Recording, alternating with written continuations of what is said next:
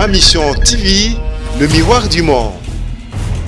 Policier, Sasomalobaki, Sotomoli Maïteko, Beta Boyete, Beta Kabole. Policier, Sasomalobaki, Sotomoli Maïteko, Beta Boyete, Beta Kabole. Si nous voulons, honorable, je vous les conseille, aussi commence à les policiers. Nous sommes les policiers de la République qui n'ont pas. Les petits bateaux commencent à se jouer dans notre sang. Honorable, on a du respect envers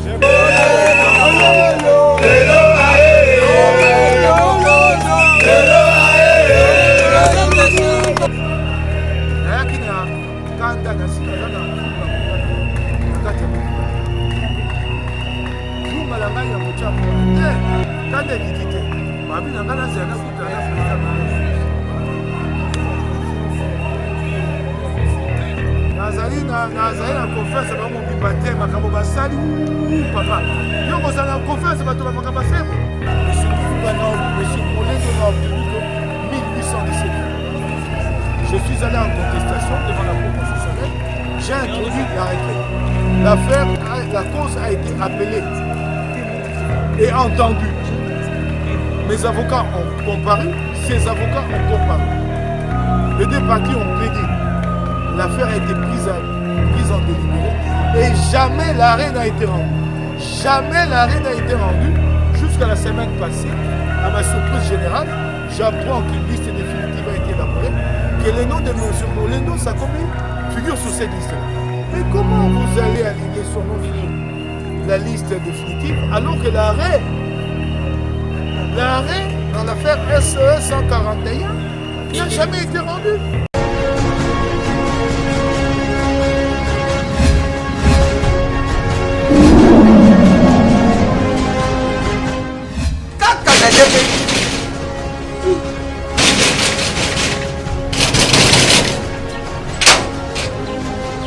Azauti tapatana usafunga nuki.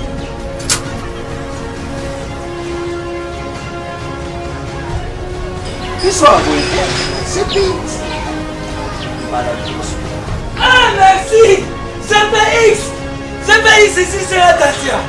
CPX c'est Tabaka! Louis! Ah! Isaneyo! Mengait! Ah! Oyo l'équipe! Quoi? On a l'équipe où il y a pas ce moment! Ah ma chère!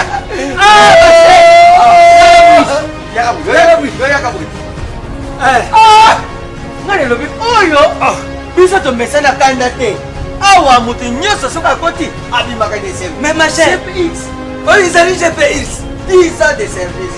10 ans de service. Numéro 1, na makambo akotita biloko uta Londres pe Kisasa. Batate ebele bakufi batali na sama bele. Oh, soku namsi bango bandu yuka moko likamu na ye. Izali na bajansi msusu bazala cause ya bamatanga msusu. Ah! Tangu na yuka kiri sorule GPX. Mbala moko.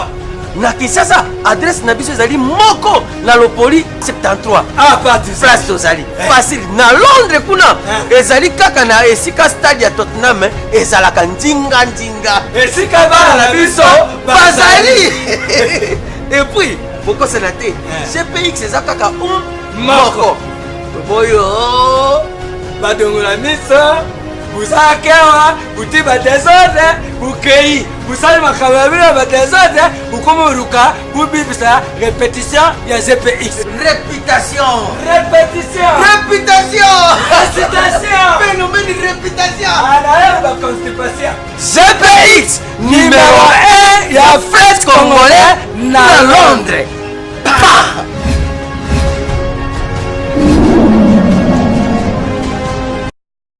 Ma Mission TV, le miroir du monde.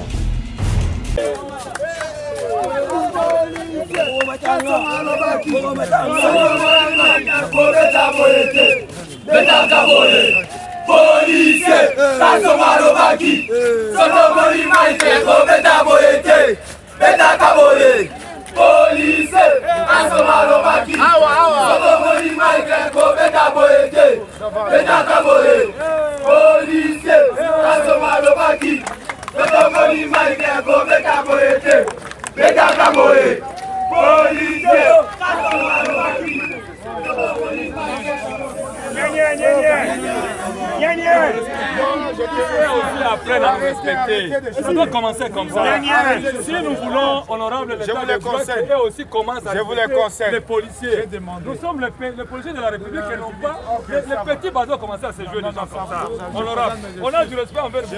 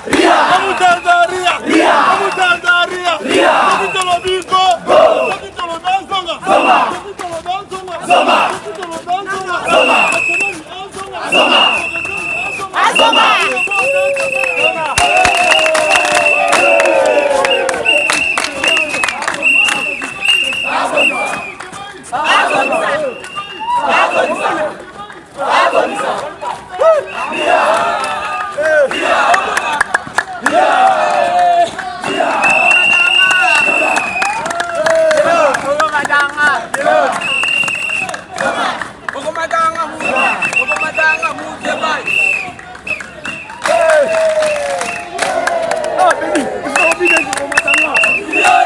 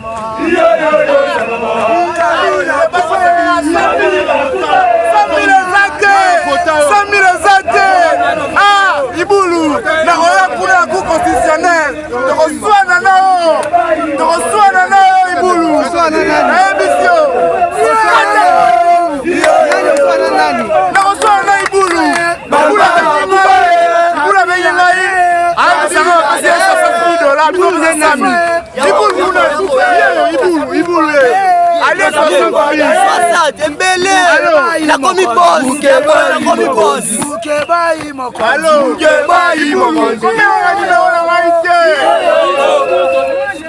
Oh,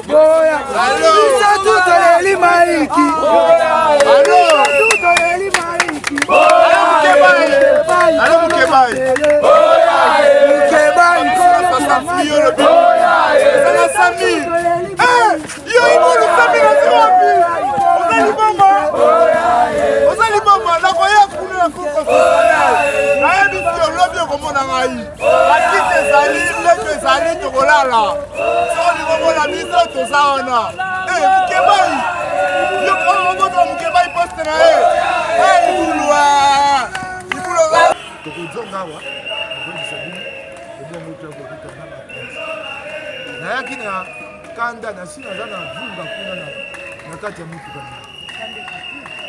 vunga la ngai ya kochango wa te kanda ekiti te babi na ngai nazela na kuta na président Benel nazali na confiance ba mobimba te makambo basali papa yo kozala na confiance bato ba makambo basebo moto ya sai makambo wana eza zuzi moko ate Jean Obulu yo komete ba te komone kula yo kozala confiance bato sai makambo bakopesa biso confiance nde soko balongoli mabe basali bazongisi malamu nde na kopesa bango confiance ebo ye Jean Obulu ye moto alaki mokonzi oyo babengi na nzela mibeko ya teyebungwa kaka boya mitunaki te yo banza yebi likambo te nakozala confiance ya bango te bango nde bakopesa ngai confiance na mosala bakosala basali makambo mabe mingi banyokoli bakongomani mingi na oto ozala na moninga na ngai moko ya lingoma na ngai mosema ye mpe bakati ye na encore okika basali biso mabe mingi ata na mobu koto mibale na motoba 2006 na mobu koto mibale na zomi na moko 2011 bazuzi basaka biso boye te oyo mbala oyo te tokenda liboso na démocratie bazuzi bakozongisa biso nsima oyo eza ya kosakana te balobi yali bato bali na ka lokola ya ngai yali zomi na motoba 16 cas arrêt non rendu emonana te boyoki likambo tata mosu ya Lubumbashi nayebisa bino so boyebi te ngambo nasali makambo wana oyo na ebongo nani apesi ye bilili wana bomoi bazuzi bakotanga ngambo nalakaki yango moko ya yambo na kioske nabaki nakopesa eloko moko bazuzi bakosuka ngai moto bamituna nazwi bilili wana wapi ya bango bazuzi ya biloko babango na kati ya ndako wana bimisi yango boni ngai mo nazwi elili wana oyo bomoni etambo ene bareseau sociaux napesi ndeko na ngai oyo basali nko vie donné banga oyo omoni bakoya zuzi akotanga kombo na ye lobi balongoli kombo na ye na nkoma na maboko batekoma moto ngai mo napesi ye elili wana bokomona oyo bomoni zuzi akotanga kombo na ye zuzi ya bato wana aza likambo te buta mutu fu ye atangaki bomoi taa motema malamu atangi ntango yasi oyo otanga na bango batu balongoli okomona likama bongo mpo bayebaki te bato wana elili wana te sikoyo na dio yango napesi yango ndeko na omoni ndenge etamboli ndenge soni sami ebongo boye na kopesa bazuzi elikani bango nde bapesa ngai soki basali makambo ese comme molendo du parti INC de Vital Kamerhe. Moi j'ai obtenu dans la circonscription de Mukunga 8070 voix. Monsieur Molendo n'a obtenu que 1817 voix. Je suis allé en contestation devant la Cour constitutionnelle. J'ai introduit la requête. La cause a été appelée et entendue. Mes avocats ont comparu, ses avocats ont comparu. Les deux parties ont plaidé. L'affaire a été prise en délibéré et jamais l'arrêt n'a été rendu. Jamais l'arrêt n'a été rendu jusqu'à la semaine passée.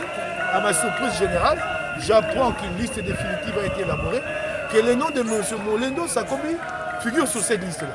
Mais comment vous allez aligner son nom sur la liste définitive alors que l'arrêt dans l'affaire SE 141 n'a jamais été rendu? Mon avocat a écrit depuis la semaine passée pour demander l'arrêt. La Cour ne nous a toujours pas répondu jusqu'à ce jour. Et renseignement pris, qu'est-ce que j'apprends? Non, M. Molendo, dans sa stratégie avec Vital Kamerhe, qui ont compris tous les deux qu'ils n'avaient aucune chance. Parce que j'avais obtenu 8070 voix et que ma liste avait 14 000 voix et que leur liste à eux, à Lukunga, avait 9 000 voix. Et que par ailleurs, M. Molendo n'était pas le premier sur la liste UNC, il était le second. Le premier liste sur la liste UNC, c'est M. Yves Moussoir, qui avait 2261 voix, non éligible lui non plus, pas éligible lui non plus. Alors ils ont compris qu'ils ne pouvaient pas passer. Parce qu'au-delà de ces arguments qui plaident dans ma faveur, M. Kamerhe a été débouté dans plusieurs requêtes ici, que lui a introduit contre d'autres élus. Pour quelle raison? Défaut de qualité. Depuis le congrès de l'UNC qu'il a élu en 2010, il n'y a pas eu un autre congrès pour renouveler son mandat. Il avait été élu pour 5 ans, et ces 5 ans échus en 2015, il n'y a pas eu de congrès pour renouveler son mandat. Et toutes les requêtes UNC ont été déboutées ici. Et ils ont compris que donc, ils ne peuvent pas l'emporter sur le plan du droit. Qu'est-ce qu'ils ont fait? Ils ont dérobé les dossiers. Voilà ce que j'appelle. Ils ont dérobé les dossiers et se sont arrangés. Deux mafieux, c'est tout ce qu'ils savent faire dans leur vie. Deux mafieux, ils ont dérobé les dossiers, se sont arrangés pour que finalement, jeudi de la semaine dernière, le nom de Molendo Sakobi figure sur la liste définitive de 500 députés. Mais messieurs, vous avez été attaqués. Il y a eu une requête contre vous. Mais comment vous vous retrouvez sur la liste définitive alors que l'arrêt sur cette affaire n'a jamais été rendu? Et il est fier de se pavaner dans cette ville et proclamer élu. Alors qu'en réalité, ce n'est pas de voix frauduleuse qu'il est élu tel qu'il est dit. Je suis venu voir les autorités ici, à la tête de la Cour constitutionnelle, j'ai exposé mon problème. C'est lui qui m'a reçu, ceux qui m'ont reçu ont été scandalisés d'apprendre qu'un dossier judiciaire a été dérobé. Par ailleurs, sachez que c'est la spécialité de M. Molendo qui ne fait que vivre de la mafia foncière et immobilière avec les affaires de Jules Van Lanker. C'est tout ce qui s'est fait. Donc ce n'est pas la première fois. Cette fois-ci, simplement, il l'est fait dans un autre secteur sur une affaire électorale. Mais c'est un spécialiste de la mafia foncière, un spécialiste de la fraude dans les circuits judiciaires. Il est connu de tout le monde que c'est ça sa force. Alors, donc je suis venu, j'ai vu les autorités.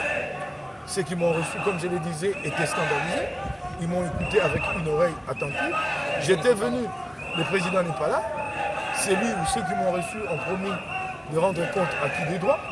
Je pourrais être reçu cet après-midi ou demain par le président de la Cour constitutionnelle lui-même. J'étais venu avec la ferme décision d'installer mon campement là. Je rentre, puisque je suis, moi, républicain et légaliste. En attendant que je sois reçu par le président de la Cour, je ne peux donc pas m'installer là. Demain, je reviendrai. Si la suite n'est pas favorable à mon endroit, parce que c'est clair, je vous ai livré tous les arguments qui montrent que ce siège ne me revient de droit. Si je ne vois pas l'arrêt et que l'arrêt n'est pas en ma faveur, je vais installer mon campement là pendant plusieurs jours. Je ne connais pas l'issue, mais je resterai là longtemps. Merci.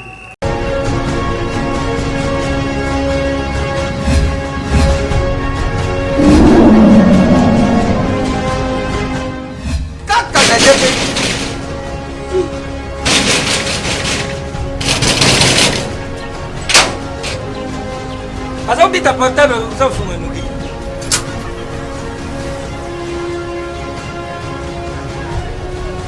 Sois CPX. Ah merci CPX CPX ici c'est la station CPX c'est ma femme Louis ah izandeyo mengait ah oye oleki ufeti unaleki buli yapesi mengait ah ma chère ah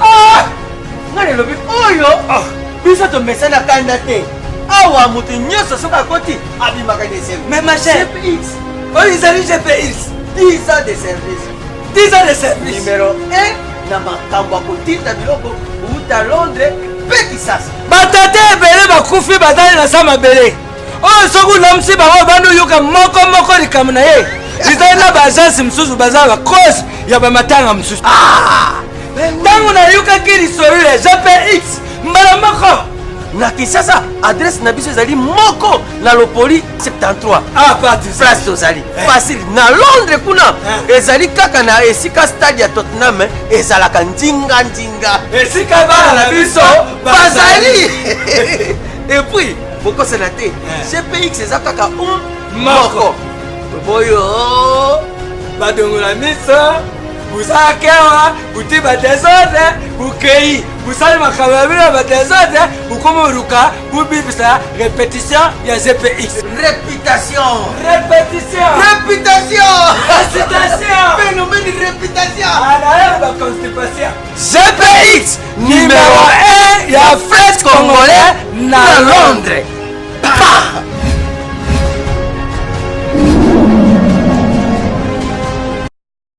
Ma mission TV, le miroir du monde.